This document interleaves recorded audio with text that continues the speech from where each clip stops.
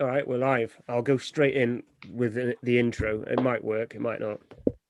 Mate, mate, mate, mate, mate, mate, mate, mate, mate.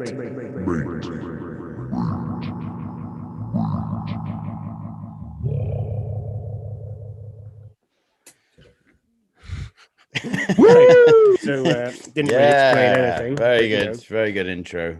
explained nothing. But so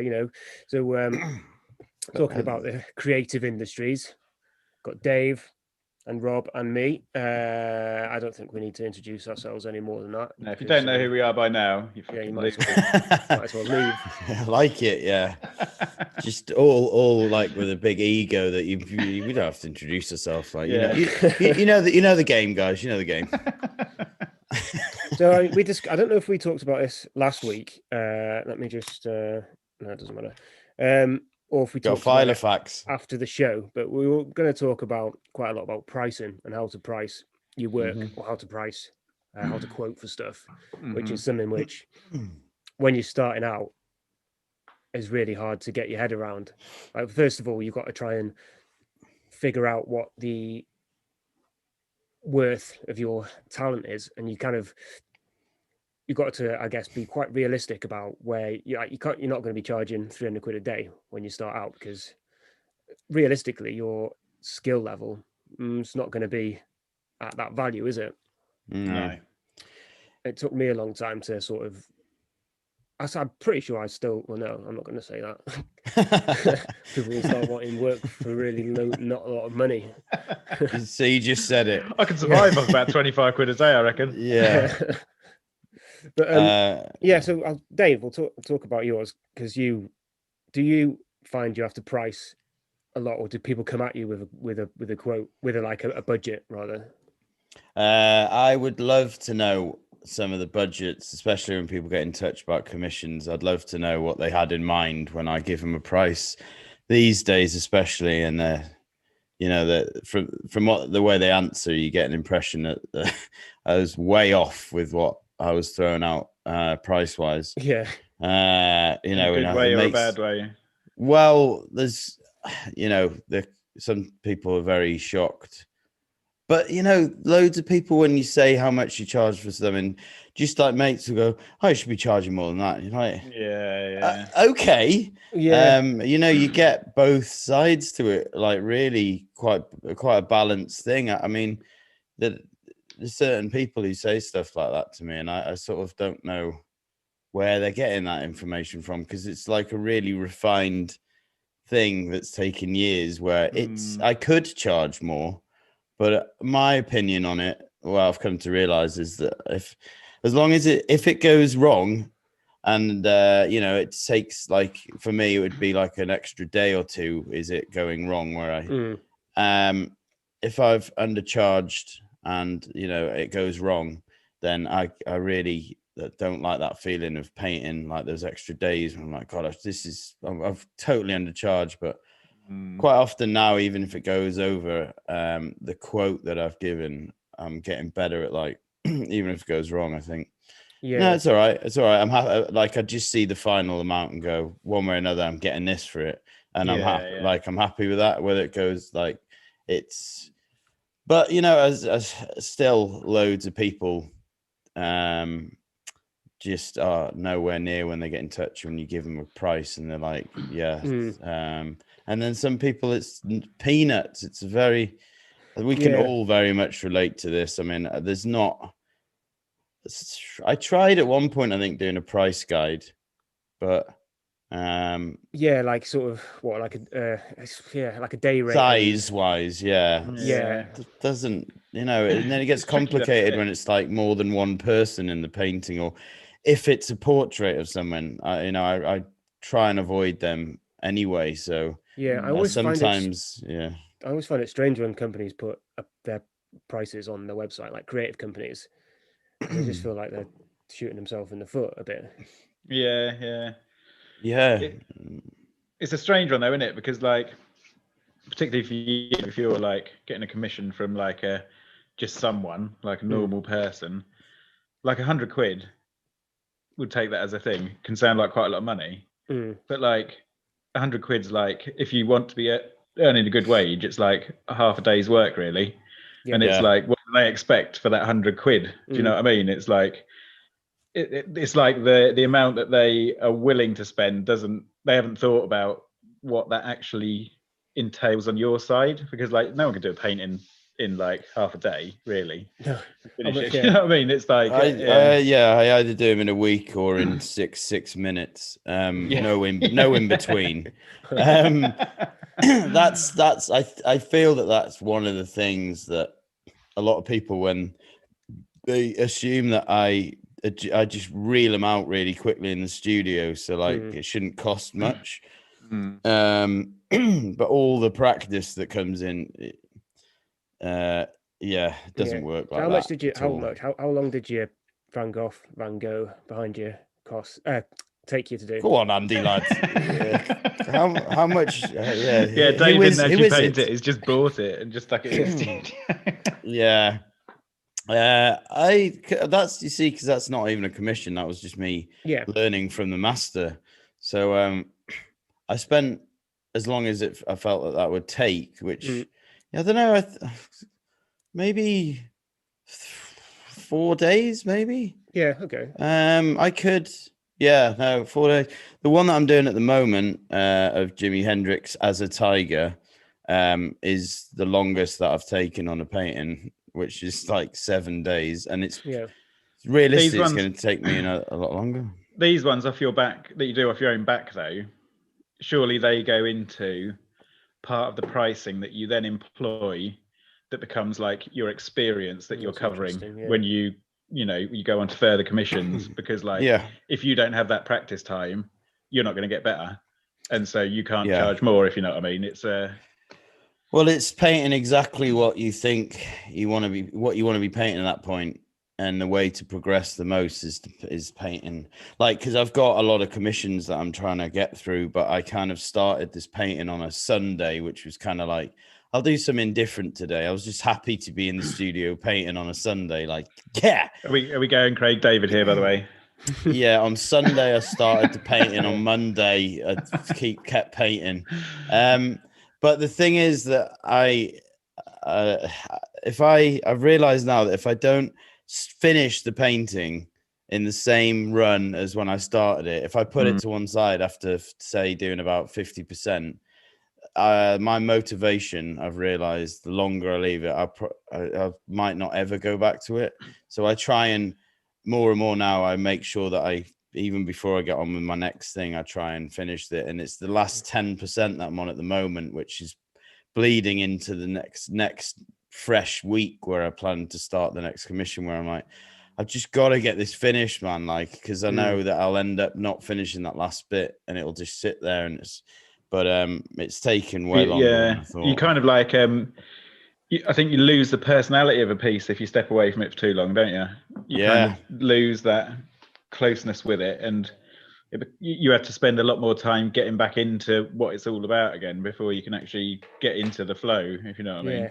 You have a point where it's all great, and you can't get enough of it, and then it becomes quite close to being finished, but you almost don't want to overwork it, and all these things start to put you off a little bit. You don't want to ruin it, and so I'm trying to just power through and finish it. It's but yeah, like, the detail is the biggest progression, and that takes ages. So I now know, as you say, like, from doing these kind of things, my commission price is, because I'll end up posting that. I think it's a strong piece. A lot of people in my studio have looked at it, and I think it's quite a good piece. And so I'll end up posting that, and people will see it. So when I'm charging for the next ones, I'll probably know how to change my pricing again, because I know how long that took, which was a lot longer. Yeah, like the improvements in your efficiency and stuff like that. Essentially makes your process quicker and more streamlined. People then go, well, I find people then go, well, so it's taking you less time, so surely it costs me less. That's but it's not the way it should work, really, because it's years and years of building up to that, isn't it? And also the 3 years instead. Yeah, and you've invested in like kit that probably speeds up your process as well. Yeah. So it's like, Yeah. it's like, well, do you see your paintings, the ones that you do off your own back, Dave? Do you look at them as practice, or are they just like, what's the motivation for doing stuff you're not going to make any money from, essentially? It's again, more and more I'm realizing it's just I want to see how good my paintings can be where I've got no excuses. Like one of them is often I don't spend enough time on them. I often would look at things and think, if I had loads of time, I wonder what I would paint. And I'm trying to think a bit more like that like just spend longer on the paintings if you like and see how good they are. So that's where I'm at the moment. And I think I try things out because I think that's one of my biggest areas of motivation. It's trying to get progress with what you're doing. I've realized because I tried to do a video on Friday about motivation after speaking to my mate who was very unmotivated. And I was giving her all this advice.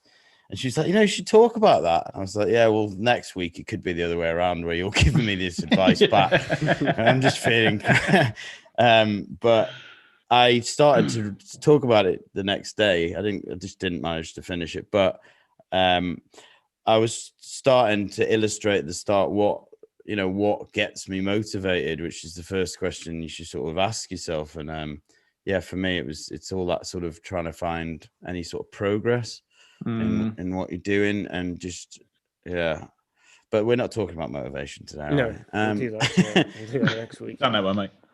Yeah. Yeah. So with that's one instance really of how working for no money can be beneficial. I mean, that's from a personal development standpoint. It might be harder or less likely for you, Dave. But is there ever any time where like working with a client or working for a client for free is that still something which pops up in your career? I mean, people probably ask you to do it. I mean, we're working for free now, I suppose, aren't we? Yeah. Under our own terms, very much, isn't it? Like, that's the difference, isn't it? Yeah. When I worked in Canada, I was getting, as a speed painter, like I was making really good money, and I was getting, it felt like I was becoming like a big thing there. Yeah. And I was like touring around, and I would come back with all this money, and I would come back to no clients, and then I'd start sending out emails, and I'd be sending out costing, which was way out of what I should deserve, because I hadn't built up anything in the UK. It was like, and I felt like I was worth what I was somewhere else. Yeah, sure. And I had to sort of stop going to Canada and really bite down and try and start again and get a bit of a rep, because your pricing is definitely based a lot of it on your examples and what you got to show for it and stuff. And the more you've got of it, the more your status suddenly takes a bit of a jump, I think. But I mean, the quality, definitely, it's the more work you've got and the better the work gets, and you just keep showing version. I mean, do you send out, do you have like examples of your music that you send out to clients?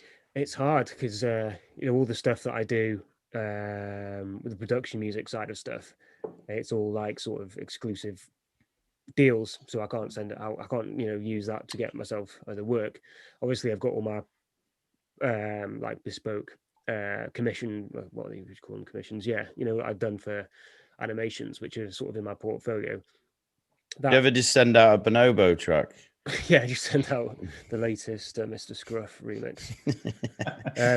But it's really difficult at the start of your career. I mean, if there's people watching this who are like, in uni or whatever, looking to get their first careers on the go, it's hard to get, because you haven't got any portfolio to like try and leverage any money out of a client, and the clients are like don't really have any budget. You do have to sort of like tread a very fine line of I mean, I'm sure everyone has done it. I've done stuff just for your portfolio. Yeah. And as long as the client's not like, you know, Volkswagen or something, and they're like, well, you can just have it, you know, as long as they genuinely don't have any money, then I think there's a fair trade-off to be had there. The bit about working for free, Mm. definitely done loads of that. And then it felt a bit more like overnight. You could sort of, you know, you start to think, you know, everyone generally pays each other. If you know, it's a bit of a crappy move a lot of the time when someone's like trying to get you to do it. It's like, come on, like pay me what you do. What do you expect? Why? I wouldn't. I would always want to pay someone if I was doing an event. I wouldn't be like trying to scrounge around going, "Can you do it for free? We'll give you lunch." Yeah. It sits really uncomfortably with me because it it alienates people who can't afford to do that. Do you know what I mean? And there's a lot of young people who won't be able to afford to do work for free. And so what do? Work your ass off like on a crappy job just to then go and work for free for someone at your weekend. And it's like, but it's a bit of a trap in it because they're desirable jobs and there's always people out there who are willing to do it. So my own sort of way I did it is that every place I worked, I choose to get general jobs and I just make sure that everyone knew that what I did. And in every job I was in since I left uni, I'd end up doing video for it. And okay, so you're only getting paid your sort of whatever wage. But it was still like kind of, there wasn't much expectation from people then because they're just like, oh, it's him and he does a bit of video or photography or whatever. And you could really get a lot of time to play around with stuff in that environment because no one knows what you're going to produce. You're just like, oh yeah, I'm going to do some video for you. And you can just like teach yourself stuff and like take that time to learn.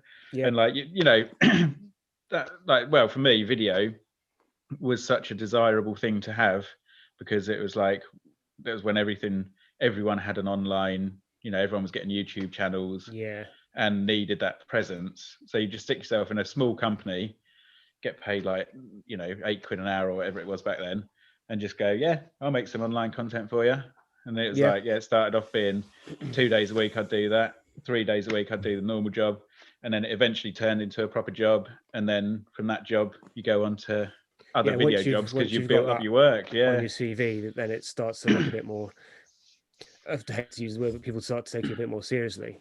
I've found with starting just always being freelance and not ever, you know, going through the sort of employment route in the more traditional way, is that if you are at the size where you are unsure about how to like quote for stuff, the clients that you're going to be working for are going to basically have a budget, and that's that. So you're probably better asking them what their budget is and just that would be amazing. Tell me what you want to charge.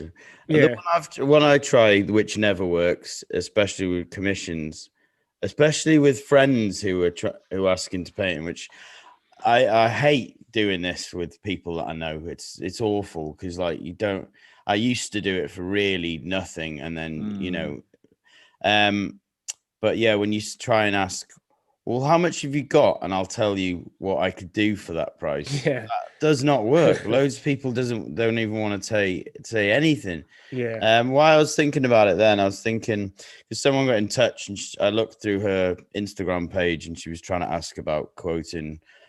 And one of the classic things I think for anyone listening who's coming out of uni, that you kind of you end up posting on, even when you do start to get to work together, you end up posting on pretty much like all the different things that you can do all on one page. So you got like, a picture of a family portrait next to a picture of a rally car, next to a caricature, next to, and it's the same with photography. You sort of got a wedding photography and then you got it next.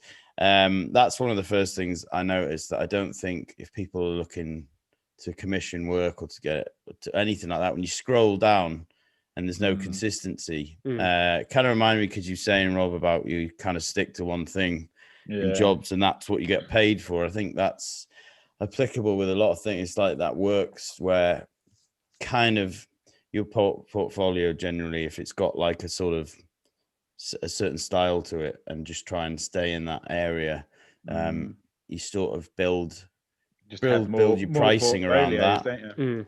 Yeah, exactly. I have different ones at least, but when they cross over, because I've done it a lot, I think we all have, when you kind of like display all this, all the different options, but really when you scroll down, it looks ridiculous. It's like, I remember when I for some reason, the last year of uni, one of the projects was you've got to build your own website, which I guess is just an excuse a way for them to force you to build a website and have your portfolio online.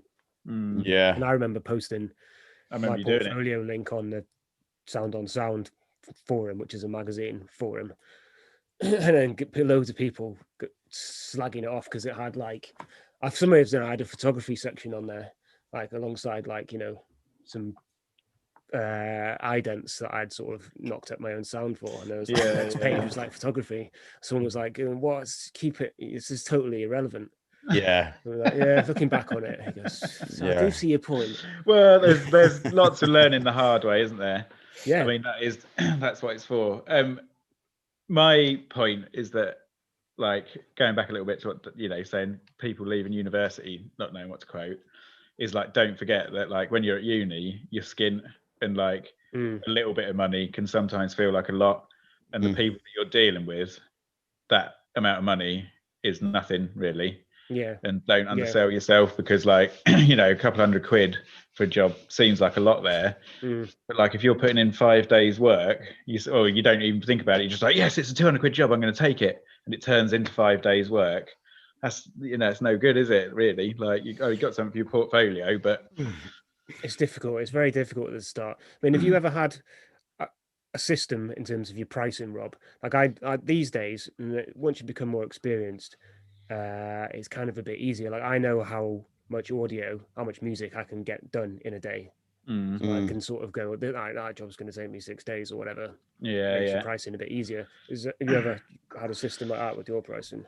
I know roughly how much I want to take home a day, and I know roughly how long it will take me, and like that's what you got to do. And if I used to do photography jobs, and I used to charge a flat rate of like £30 an hour, like, because it's that sounds like a lot, but it's not really. It's like because if that's £30 an hour, like being there, and then you've obviously got to edit the images as well. Yeah. So it's like you've got to build in pricing structures that you're happy with, really. And like it's weird because like I was quite young when I was doing a lot of that photography work, and like £30 an hour was like, well, it wasn't more than I'd ever been paid, because I'd got some video jobs that paid lucratively before that. But it was like it was quite high. Yeah. And you feel weird, like, because you still feel like a kid, and you're talking to adults who own these businesses, and you're like, oh yeah, what's your rate? Oh, I charge £30 an hour, and you're waiting for this, like, and then you get this, oh yeah, that's all right then, yeah, cool, we'll book you in for like 10 hours, and it's like, yeah,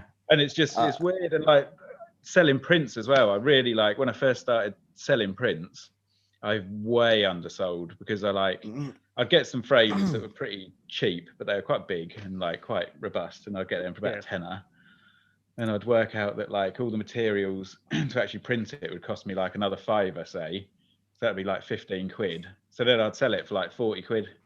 Yeah. And like, that sounds like a great profit, but then you forget that like you bought your kit, you bought your, all the time you've spent perfecting your skills and whatever. And like, I remember I was selling a bit to a guy once, and he was just like, it's incredible, this photo. And I was like, oh, cheers, it's always nice to get a bit of feedback. And he was like, mate, you need to put your prices up. I was like, what do you mean? He was like, I'd have paid £200 for this. And I was like, why are you telling me that? Pay me. Give me the rest then. But give me it back, or give me the rest. Way to learn, isn't it? And especially like, it is, you spent a lot of time not having money, and someone just willing to give you money is all for of a doing sudden, something creative. All of a sudden crazy. Feels very special. And then you need to get past that bit and just be like, yeah, I'm worth like £300 a day. Of course I am. One of the things that is difficult for me, and I don't suppose it's really a problem that either of you come across, is because depending on what the job is, I can make secondary income on the royalties and stuff. I know I've got a job which I've just pitched for at the moment, which is this car supermarket it's in every country in Europe. This advert will be on in every country in Europe for a year. The royalties of that are like potentially quite lucrative. So I feel like a bit. It's almost like I feel a bit self-conscious charging the client. I was going to say, does the initial thing matter really? Then is it like a bit of a like kind of, well, yeah, I'll do it for whatever, as long as I've got a good. Yeah, that one in that one that I did with Western Union recently, where you know, I didn't realize how big that ad campaign was. To be honest, I thought it was mostly in London. Didn't get any royalties, but I was getting messages from people up in Scotland and on the London Underground and all over the country. And then people started seeing at the side menu on Amazon and stuff. But to be fair, they did give me another like payment for another 6 months of it, which felt a bit better. But that one that I did, that's like the license to use you basically, essentially, yeah. But that one I did years ago for Tez and his company, where I did the drawings that you could stick on the side of your bins of like squirrels and twigs that the work sold. And I just like, I charged, at the time it felt like a lot, but really it was probably about 100 quid or something. And, that was on every bin around the country, and even when I was in the works, I was like buying some paint, and I said, do these sell pretty well? And they were like, yeah, they sell loads. You think, wow, if I had a royalty instead of being paid. How much of an impact does that have on your choice of work, Andy? Like, and what you choose to do, like the prospective royalties that you might get? It's quite strange. Like, to be fair, like normally that side of things is out of my hands, and it's dealt with by my publisher because they've got the contacts in the advertising world. So this company, German company, somehow found me on the internet, and they were like, we're talking to a couple of other sound designers and stuff. So I've got to pitch for it. But normally, most of my clients, it's not doing jobs that will attract royalties because it's all like, I do a lot of internal or online stuff. Whilst online does attract royalties, it's not worth chasing it because it's pence. Yeah, and you have to hunt it down. It's just not worth your time. But if I was being offered adverts more consistently, I think the media buying of that advert, i.e. when it's going to be on and what channels and stuff, I think that would have a big impact on which ones I went for. I mean, that sounds greedy, but that's the. Well, no, it doesn't. No, it doesn't. Like, no, like, the less you have to do stuff, the better, really. Yeah. Like stuff that doesn't interest you. Do you know what I mean? Like, no. And it's not the client it's the network that's paying you. Like, the client doesn't cost the client anything. So I've always liked the idea of having like an agent who's just like really gross, guy from LA. He drives a Corvette and smokes a cigar, and his shirt's open like this. What do you know, Dave? What do you know? But he's so ruthless. He's who are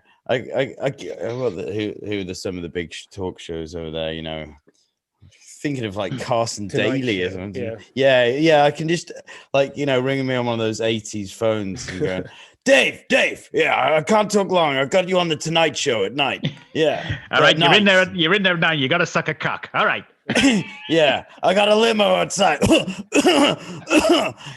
It's like, thank you. That'll be lovely. Thanks. Like horrible but very ruthless at getting you a very rowdy good price, and you don't have to do the work. That's it's such a like it's not, they're not comfortable bedfellows, are they? Like creativity and being a businessman at the same time. Like you don't develop that side of your brain if you go into school and you develop creative stuff, and then you go to uni. Like that side of your brain is untouched until you come out and you suddenly have to make money out of what you do. Yeah. And that's why so many people fail and falter, because like, I don't know, I got told to like look at negative space and like look how light falls. Like, I don't know how to run a fucking business. Yeah, I've heard a Yeah. few things in I think Jordan Peterson was talking about that, why creativity and creators and business people, they don't, why we don't really work that well in business being creative. Yeah. It's understandable, isn't it? It's Like a weird big though, because it is. Go on, sorry. I don't know what I was going to say after that. I was going to say it's weird because, like, as a creative person, the name of this podcast, My Mate's Creative, you become like, when you meet these business people, you are an other to them. You're not one of them, but you're like almost put on a bit of a pedestal because of what you do. And like, it's so clear how separate they are. Whereas really, like, creativity, it's just working. It's just work like everyone else, and it's just doing it in something that isn't perhaps qualifiable in money terms as clearly as like a product is. But it's, I do assume that everyone who I have a business transaction with knows is a way better businessman than I am, and I was just you're gonna stitch me up. There is no way that they're creative. Sound all right? They're always in an office on the other end. Glass everywhere. And there's always someone else in the room who's sat on another chair. Like, did you get him? Yeah, we got him. Yeah, we're buggering him. Brian, the creative's here. Should I send him in to see you? Yeah. Did you find? Oh God, yeah. Did you find that you had to evolve your business model much, Dave, to really get it to sort of like start being full time? Like, because originally you presumably from initially when you came out of uni, it was like, well, I'm just going to paint stuff, like actual paintings, and do commissions, and then you sort of like go on. I mean, I was just saying yes to everything and anything, and was trying to do portraits, but then I was trying to get into illustration and learning Photoshop, and maybe I did at one point try to get jobs with graphic design companies. I even changed my CV and made it like really overly arty. I added all these like patterns on it. It was it'd be horrible to look at now. Let's be honest, guys. Is the idea of going freelance is so that you never have to really write a like CV again, isn't it? It got that desperate that I was trying to get an actual job. I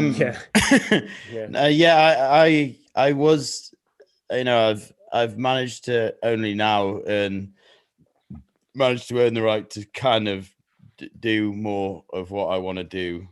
I've just had 2 inquiries about people who want massive paintings of their kids on their walls, and it's like, I just don't want to paint stuff like that. That's what I was doing when I had no money, and I was saying yes to painting someone's baby that I've never met.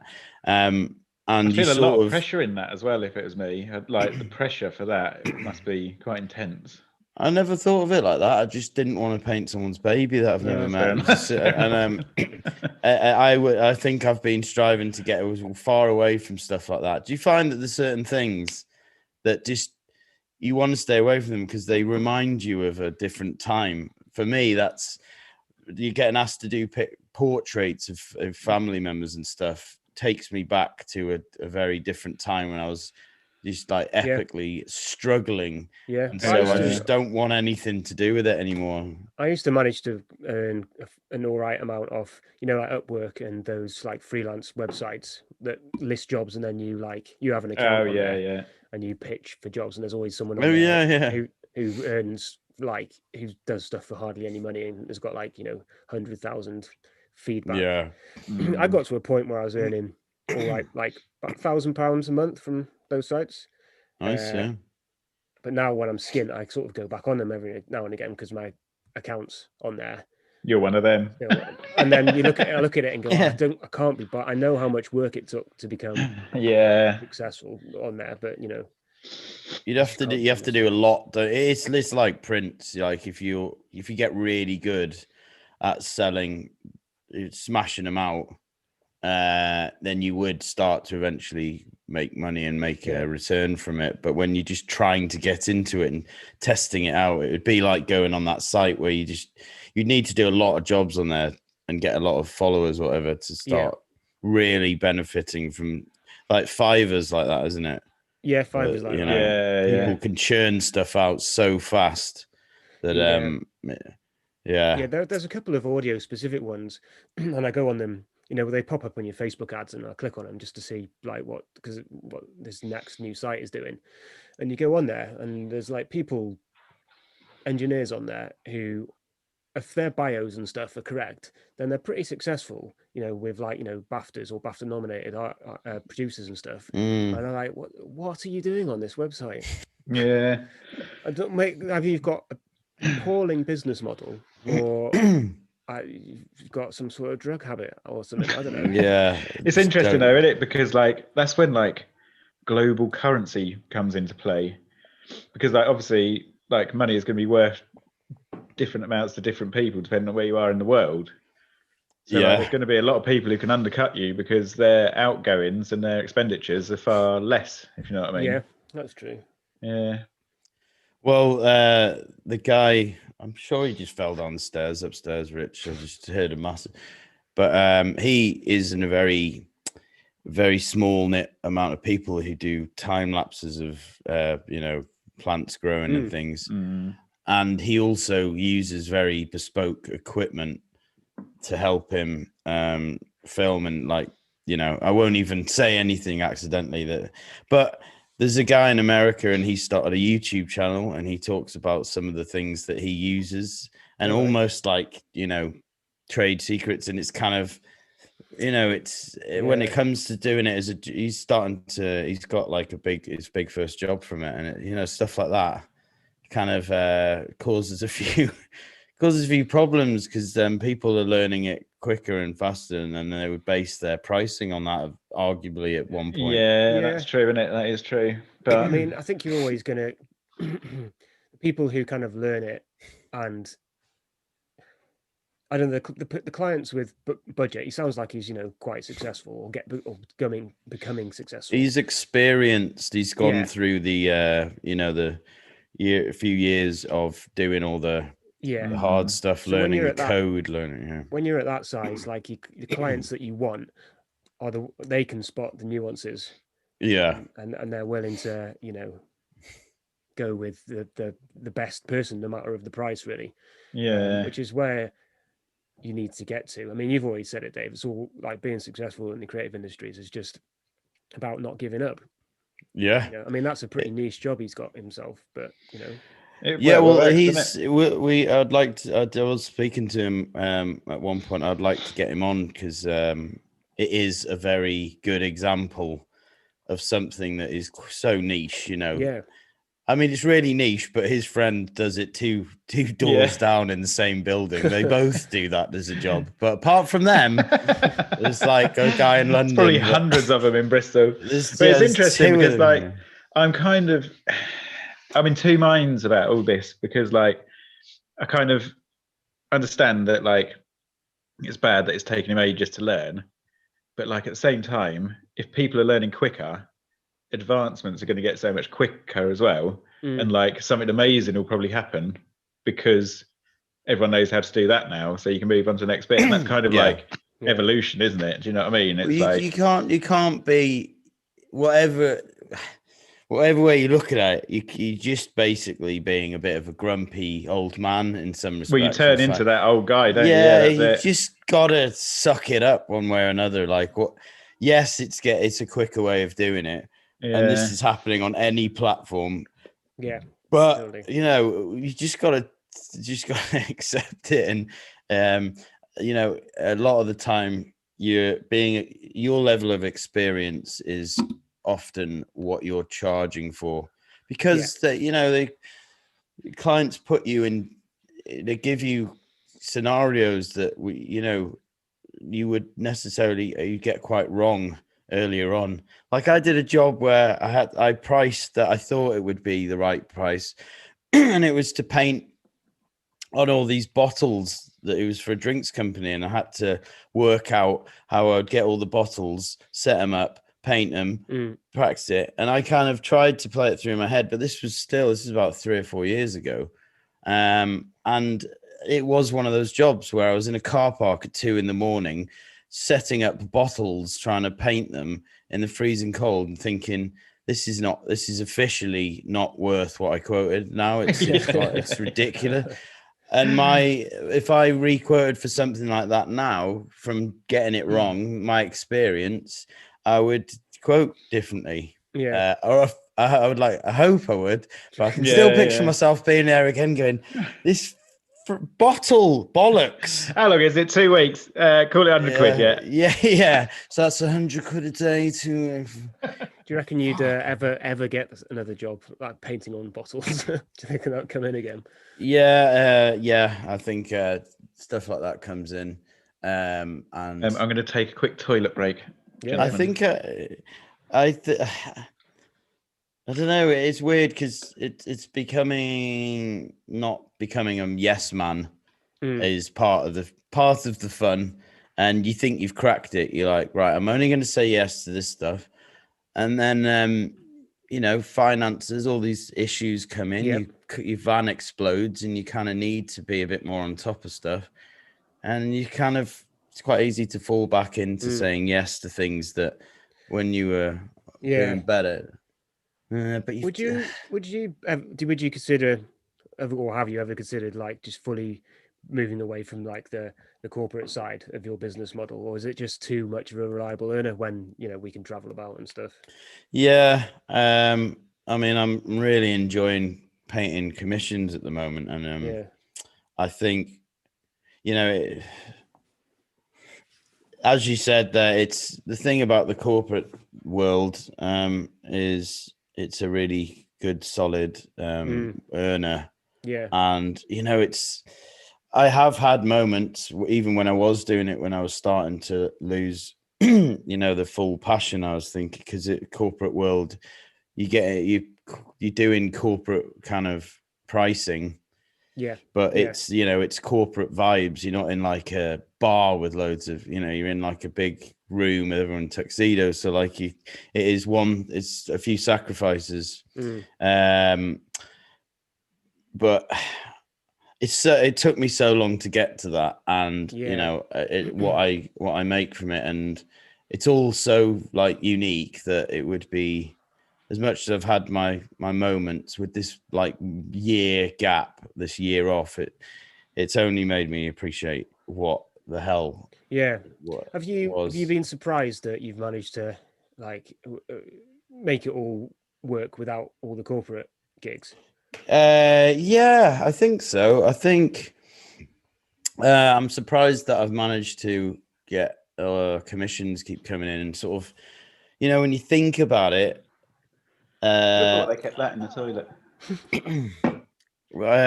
I like a lot of social platforms that I'm on don't really get me much work, and then others get me plenty of work. And when you listen to certain influencers like Gary V, he's like, you need to be posting on everything, LinkedIn, Twitter, and he sort of makes it out like you need to go hard on all of them. And it's a really intense thing that it puts a lot of pressure on people, that you think you have to be. If you do it on all of them, every promotion. If you do that on all of them, though, that is a full-time job. Yeah, exactly. And I know that because I've worked in roles like that. Like it takes a full week of work to cover all of your platforms. Right.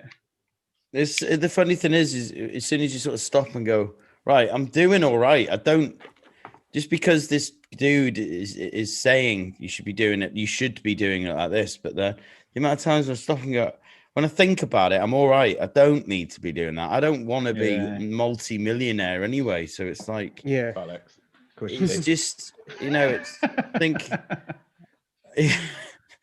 I think just to be content enough seems to work fine. I keep thinking of this great conversation I was having where It's one thing to be able to have a house with a pool, but to have a house with a pool that you can afford to run, like, yeah, that's I see that with pretty much everything now, like that as a metaphor. Like, I saw a Lamborghini in town yesterday, and as much as I love cars, you're getting a bit older. When I looked at it and I thought, like, imagine the tax that on is that. so much money, so expensive to run. Like, as much as I love cars, I feel like that at the moment. I don't think I would enjoy it as much as I used to think. I used to look at that and go, God, I'd love that. Now I think, I would be driving around all day going, this is well expensive. Yeah, fuel's gone down. It's like, but I feel like that at the minute. Expensive. But like, I've always chosen to live, well within my means for that reason, really, because like I don't ever want to feel like I have to go out and work every hour God sends you to pay the bills for a house that you can't really afford. I'd rather have the luxury of time, because like, what is life without time? Like, it's not life, is it? And like, it's so, I don't know, I know a lot of people in this, current situation that we're in, who suddenly find themselves with like, their job prospects might be drying up, or their wages suddenly dropped quite a bit, and they're like on mortgages that were maxed out to what they're earning, and you just think, oh mate, you must be fucking bricking it now. That happened to me with my studio in town, and I kind of was like, I need to get out of this space, because it was it was a lot of money, and it was based on a few years of earning a certain amount of money and going and building up. Each studio was more expensive, and then by the time I got to Bristol, it was like, I'm getting this one. And it very much was. I was kind of earning to pay my bills, and then when everything changed, I was like, I need to get out of this space. It's not really in balance with you just like, you'd realize that extra time like is so much more important, isn't it, really? Like, I'd rather have time than money, as long as you're comfortable, like, get that base level sorted, and you're fine. I think you're trying to like actually using things that you end up investing in. I think, again, getting older, I really make sure when I get things, I'm like making sure that I'm actually using them. Still play with your 500 quid radio controlled car, David? How funny is that? It's broken, and I've got two of them, and they both sit in my studio, and they're both broken, and they've broken loads of times, man. And it's like, why did I buy this? But and you just, I'm not getting into it, but that's the one, Rob, isn't it? That's got to be one of the worst. Like, I've got all my music equipment out, and I've set it up in the studio, because I'm just, one way or another, I'm having like my next wave of using my Ableton and Push, and trying to just get it in an environment where, because I'm spending more and more time at the studio, I'm like, well, this is the place that if I'm going to have all the little other things to do, I'll do it in my work area, and just at lunchtime, maybe just, because there's a lot of money invested in trying to do the music thing with it, and I'm not giving up on him. I don't think you should either. It's a good, certainly for the entertainment thing. I always thought that was quite a good, when you were playing your guitar and painting at the same time. I know that was funny. I know it became quite difficult, but like, if you're going the entertainment route, that is well entertaining. Like, seeing a guy doing that. Do you know what I mean? Because I've been, I've started to try and think how I could roller skate and paint in one performance, and then I was like, it's gonna happen, Rob. Are you gonna serve me my dinner as well? Well, I was thinking I could make a video where I start as a cocktail. I make a cocktail and then pick it up and roller skate across and start painting with the cocktail. Because, like, just adding them all together. And then I put the Ableton Push, I put that on another stand, and I was like, I could have this on wheels. And it's funny how it all comes around again. That's why. That's essentially why I'm a hoarder, because I know that in like 5 years' time, I'll probably use something that I don't use anymore. Something weird. I've got a few bits of kit that I don't use at the moment. It's like, well, there's no way. I don't think just because I'm not using it at the moment, like I got a bit gripped when I started building up the modular gear because I wasn't like using it for a while, and I suddenly realised this last album, which is just about wrapping up on, which is mainly for film trailers. I've used basically just the modular, so it's all got used eventually. But it was like a year after I purchased it. I say if you would just listen to film trailers as your music that you're into, you'd be a very weird person. Well, actually, I do listen to a lot of just film soundtracks, and a lot of them are films. That's different. But a lot of them are films that don't have songs as soundtracks. They are just like underbed scores. Yeah, yeah, it's too much tension. Yeah, I quite like that. Then I like to live my life a bit tense. What's his name? Hans Zimmer. Yeah, that's some of my favorite, man.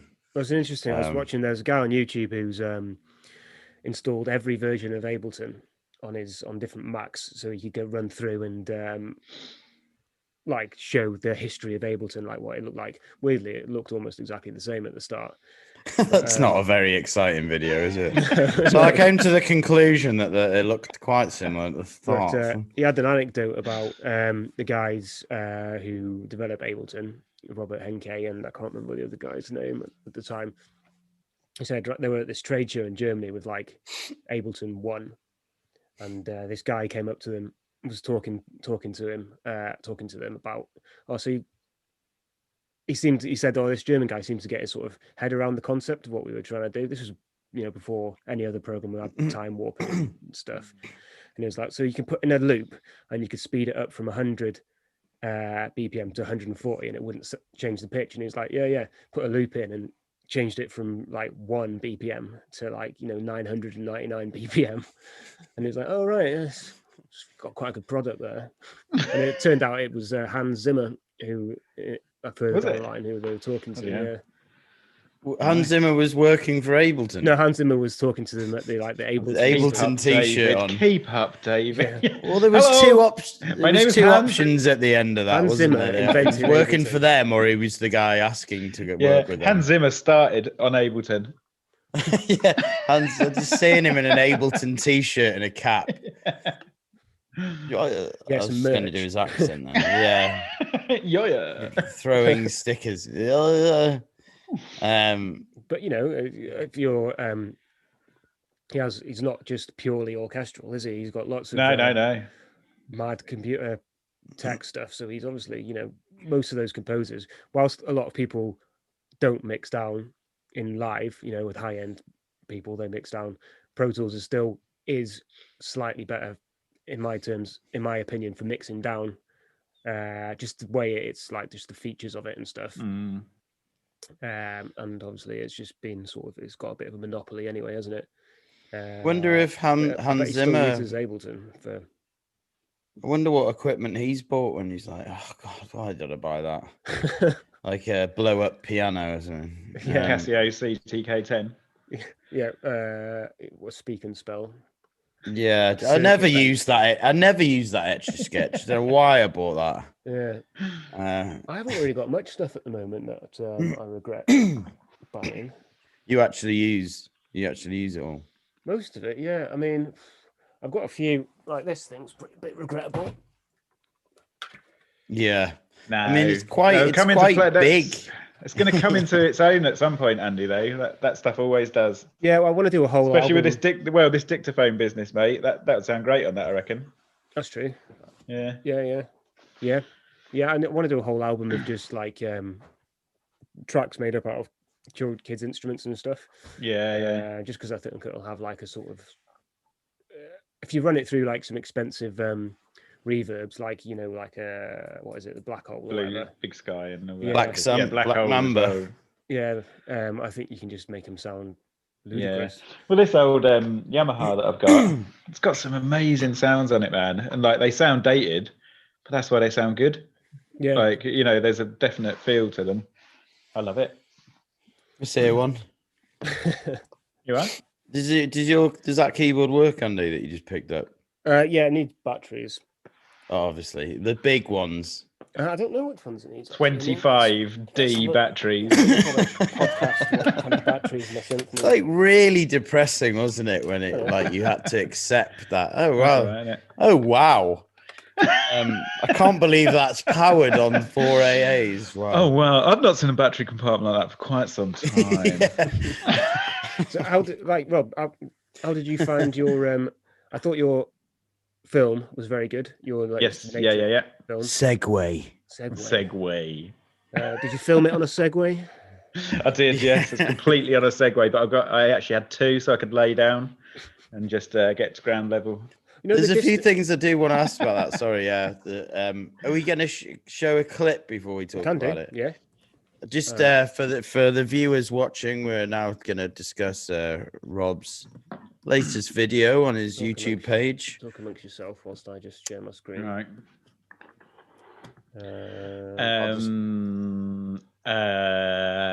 Yeah, Rob. There's a. Did you set up what do they call it when There you go. Can you see that? Can you see that? Can you? I can see your screen. Yeah. Yeah. Look at those analytics. Woo! Change it. 2. Okay.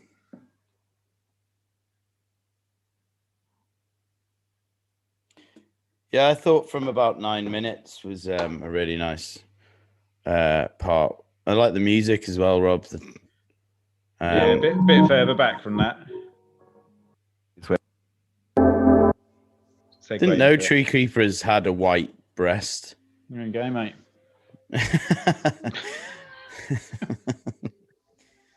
Yeah, I spent a bit of time working with these tree creepers, trying to get a few shots, and I've got a few that I was pretty happy with. There he is, Lit. And I was just sitting down, about to head off home. Then, yeah, you full screen it, Andy. Something on camera that I didn't think I'd have the chance to see him really. So here it is.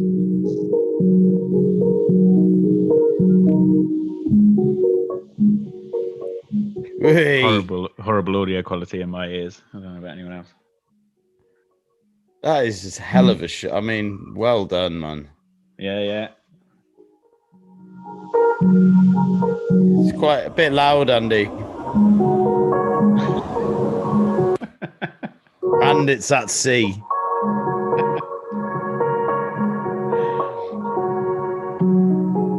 May as well put it on mute. That shot. That is a great shot, man. Yeah, just put it on mute, Andy. There you go. Oh, that's better. Yeah. I mean, you must have been well happy with, like... I was, yeah. I mean, I spent a lot of time on this video. I mean, as you know, you can probably tell from all this sort of business. Like, it was a lot of time, but not loads, because, you know, my days are always split up at the minute of when I can get out, when I can see things and whatever. But yeah, it was... just want to be clear for everyone as well. Go onto YouTube and watch the original video because it's HD quality. I don't know how it's coming across on your end, but it's a bit skittery on my end. Looks really good. Oh, that's all right. That footage of it, running up with it. So I mean, this whole sequence was actually like taken over 2 days because I found the nest and realized that like the potential for footage I could get. So I got like a few wide shots from where I was, and I didn't want to scare it away. I didn't want to get too like close and just like scare it away from this nest that it was building, because it would never come back. And so then I went back the next day when I had, you know, I sort of stalked it out and made sure it wasn't around, and then snuck in really close, set up my camera and sort of hid myself, and managed to get the like really close footage, and then moved away again and got like a couple of different shots, and then pieced the whole bit together. And that was like quite a tricky bit to do really, because I had one day that was sunshine and one day that was overcast, so actually matching them together so it's not too obvious that it's two completely different light days was a bit tricky, but I think it worked quite well. I don't think you didn't notice that at all. No, you wouldn't guess really if you weren't looking for it. I think you're still on mute, Andy. Are you on mute? I think it's hard to concentrate on that kind of stuff because you're just watching the tree creeper. I mean, I thought they were like, they're super elusive, and I've only seen one like once, and then I watched that video and it's like full close-up footage of you filming them. Like, it was mad. It was, you know, it's I don't think I've ever seen it's them not easy mess work, man. That's No, they're reasonably tolerant though. Really, like it's one of the things I've seen quite a few of them because I spend a lot of time in the woods looking at birds, basically. But it's like I never expected to get such good footage of it. I was quite happy to make a video that would have been like tree creepers creeping up trees and all the rest of it. And it literally was. I was just about to go home and having a cup of tea, and I just turned around and saw him disappear into this hole, and I was like, there you go. yeah. That's the video right there. The link is in the description for anyone who is wants to check the full thing out. Very good. Yeah, it was, you know, it's great. It's a really good thing to watch another video by you, because it's great to see all the things that have kind of moved on and been, you know, moved around. The sort of approach. I think even the way you were talking is more. It's just getting more and more like how you actually are. Like I know it's still a bit flat. I'm a bit. Like I watched it with Jane. I'd spent hours editing it, like because it took quite a long time to edit. And I was like, Jane, just come and watch this with me. And I watched it, and I was like, it's boring, isn't it? And she was like, it's good. Like, you know, she's like, I mean, I find the talk quite boring because it's all about apertures and stuff that I don't understand. But like, I quite like that bit. Yeah. But she's like, you know, it's not that bad. She said, it's not you yet, but like, it's getting there. It's better than it was, if you know what I mean. There's a bit where you like say, where you say the wrong word, you know, which is we all do all the time, where you just, it comes out wrong. And I was like, I think addressing that is where you start to become yourself a bit more. When you say the wrong words and you go, oh, what does that even mean? And you keep those bits in. Yeah. But I could tell that you kind of like just ironed it over and just tried to just get on with it, like very professionally. And I'm like, you know, Rob wouldn't do that, you know. No. And I think it's just getting better at just keeping in all the gems. Because I like the little bits where you laugh, or there's a bit at the start you say something. I think even just the way you say, the weather's certain, you know, and all those little isms, are the stuff to keep in, and it's it's getting like it's getting used to yourself, isn't it? Because like you don't study yourself, and like you don't have conversations with yourself, and so it's like learning. It's kind of like learning who you are, really, because like you know who I am and how I talk to you in a day-to-day environment, but I've got no idea really because I've got these eyes here which come out of my head. And it's a weird one. It's like it is learning how to be comfortable with yourself, probably. Really, I much prefer the way that you sit when you're talking to the camera as well. I wasn't that one where you sort of sat almost sideways and looking at the camera like on a rock, and the first one was just not as engaging. It was it was a bit too serious, but only from seeing a comparison now I can say that, Rob. So that's the you hated the first one. That's what you're saying, right? Okay. Now that you've got another option, I can say that I didn't like that one. No way I'm saying it with just one video under your belt. The turnaround felt quite fast. Like, what was the last couple of weeks, I think. Weeks? Yeah. Didn't feel like that at all. No, there was a lot of hours went into that, but hopefully it shows. Like, you know, I just think like I've seen so many like wildlife photography vlogs where people just go out for the day and like see what they can shoot, and like for me that's not really wildlife photography. Like you've got to keep going back and keep going back to get the shots, to get the different weathers, different light. You know, that's how you get a broad spectrum of shots, and you find out different behaviors and all the rest of it. And that's the sort of thing I want to do. So they probably will take a bit longer to make my videos, but I think I've got ideas of ones that I'm going to intersperse them with, which are a bit more like, you know, 5 products that a wildlife photographer needs that aren't photographically based, and all that. Yeah, fortunately, you've got to do those sorts of things, haven't you? Yeah. Well, depending on what your end goal is, but that content does seem to get consumed quite readily. I do like the numbers. They are fun. They are funny. It's like So today I'm going to talk about 5 things that's Yeah. going to improve your outdoor photography. Yeah. Number 1, and it's like as much as it's become so saturated. I mean, I definitely watch at least one video a day where they count down something that I need to. Top 5 roller skate bearings, starting with number 5.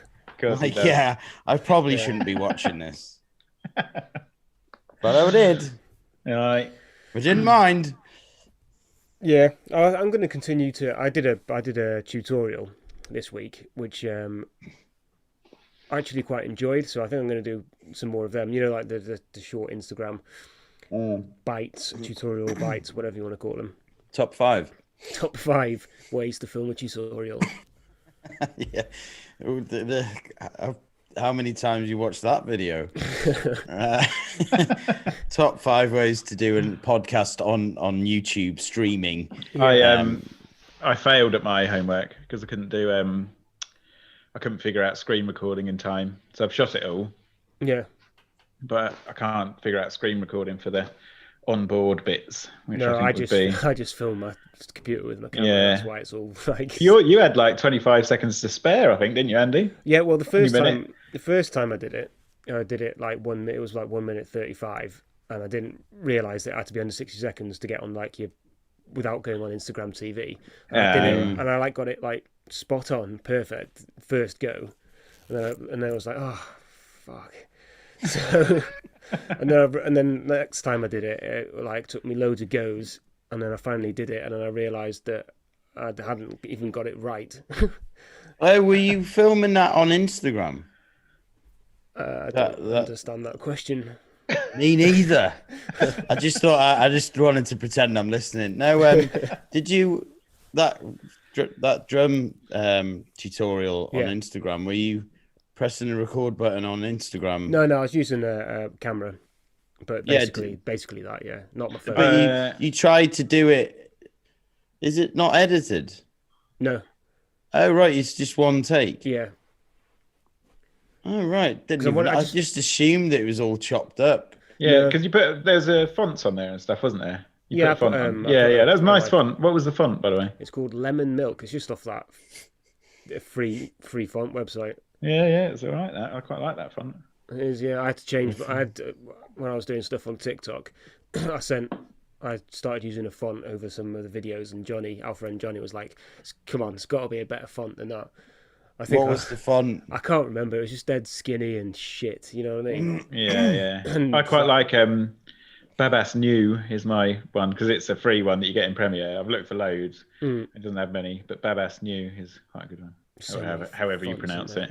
What sort of font is it? A serif? It's a bit of a cinematic one, sans serif.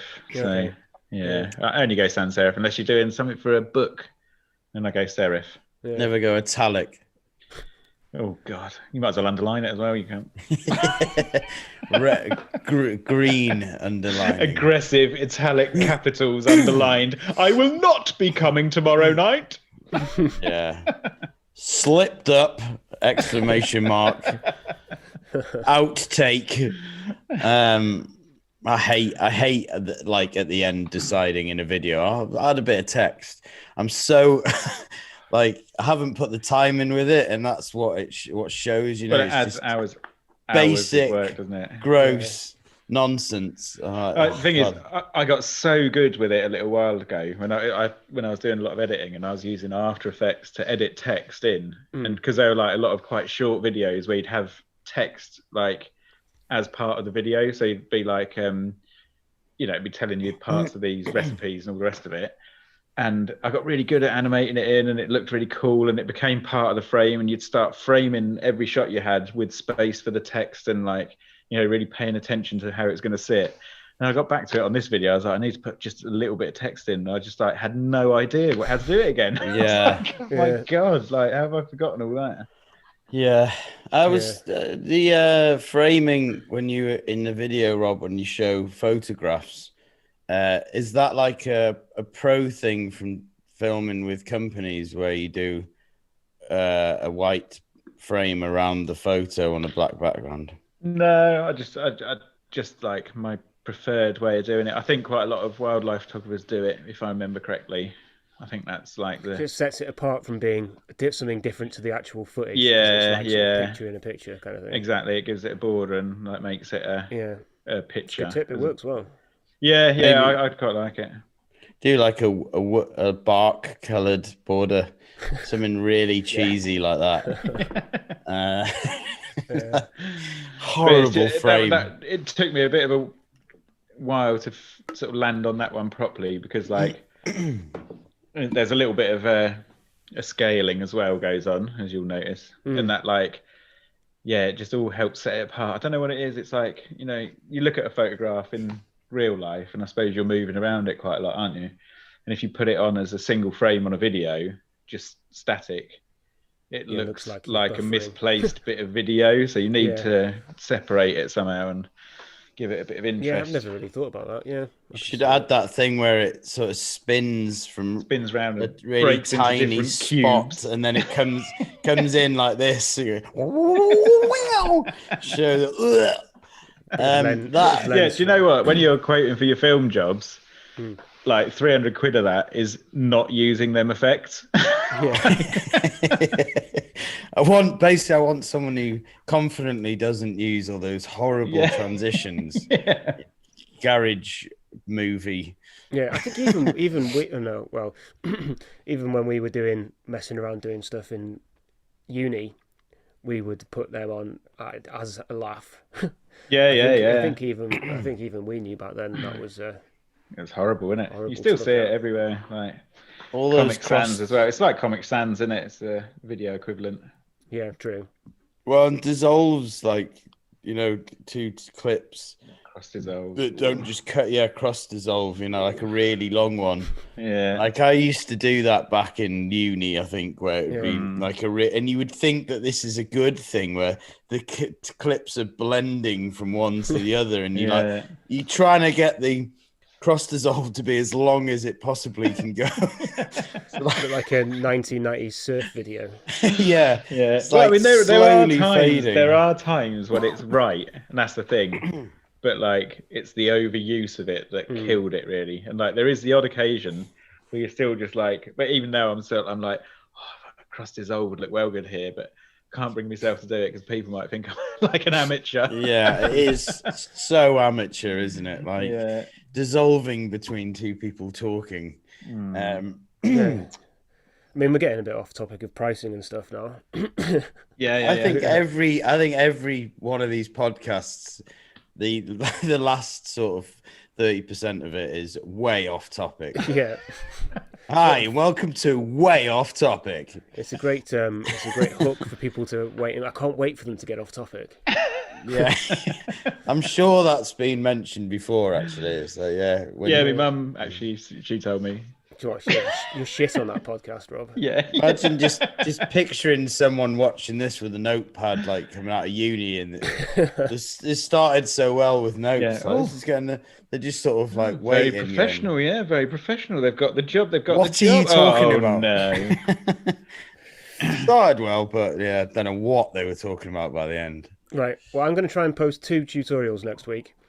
I think will be my homework, and we'll try and see if there's any better way. See what I learn over these first 3 tutorials, and see if you can pick me up on any stuff. I will carry on trying to do my tutorial. I'll finish it because I've got it shot now, so I might as well finish it. And also, I was meant to do a product photograph, which I didn't do.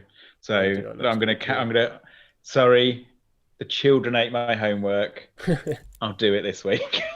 What would you guys want to see me do a tutorial on? And I'll do a small one as well. Interesting. I would like to see from you, I think. I